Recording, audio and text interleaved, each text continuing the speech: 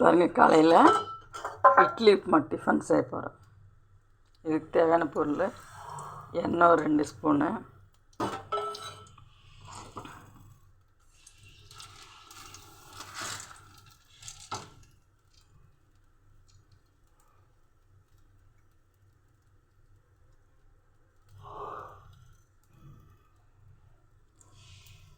கடலைப்பருப்பு,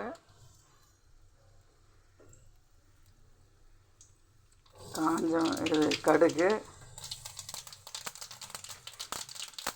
காஞ்ச மிளகா 2, வெங்காயம் உங்களுக்கு எவ்வளோ தேவையோ அவ்வளோ போட்டுக்கலாம். நான் பெரிய வெங்காயம் 1 போட்டிருக்கிறேன். உங்களுக்கு தேவைன்னா வெங்காயம் நிறையா போட்டிங்கன்னா உப்புமா நல்லாயிருக்கு.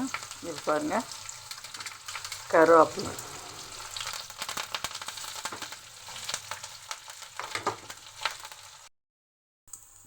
இப்போ பாருங்கள் வெங்காயம் ப்ரௌனிஸ் ஆயிடுச்சு.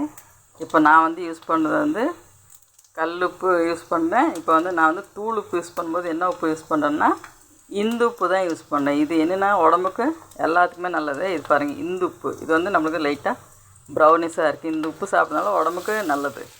கண்டிப்பாக நீங்களும் இந்த உப்பு வாங்கி யூஸ் பண்ணுங்கள். இது பெரிய பெரிய சூப்பர் மார்க்கெட்டு, ஹோல்சேல் கடையிலே இருக்குது, நீங்கள் வாங்கிக்கலாம்.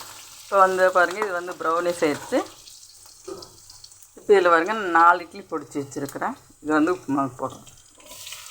இது நீங்கள் யார் வேணாலும் செஞ்சுக்கலாம். பேச்சுலர்ஸ் பசங்க கூட நைட்டு இட்லி ஊற்றி வச்சிங்கன்னா அந்த இட்லி காலையில் இது மாதிரி உப்புமா செஞ்சு சாப்பிட்டு கூட நீங்கள் வேலைக்கு போகலாம். யார் வேணாலும் செஞ்சுக்கலாம். இது ஈஸியான உப்புமா தான். இது எங்கள் ஊர் சைடு, சேலம் சைடெலாம் இந்த உப்புமா ரொம்ப ஃபேமஸுங்க. அதே மாதிரி இது இப்போ இன்றைக்கி நேற்று இல்லை, இது ஒரு 20 வருஷம் 25 வருஷமாகவே இந்த உப்புமா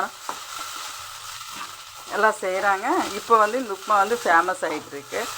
இது செஞ்சு சாப்பிட்றது ஈஸி தான். இது சூரிய வம்சத்தில் தேவயானி செஞ்ச உப்புமா. இந்த உப்புமா தான் இட்லி உப்புமா. நீங்களும் இந்த மாதிரி செஞ்சு சாப்பிட்டு பார்த்து எப்படி இருக்குன்னு சொல்லுங்கள். ரொம்ப பிடிச்சிருந்தா லைக் பண்ணுங்கள், சப்ஸ்கிரைப் பண்ணுங்கள்.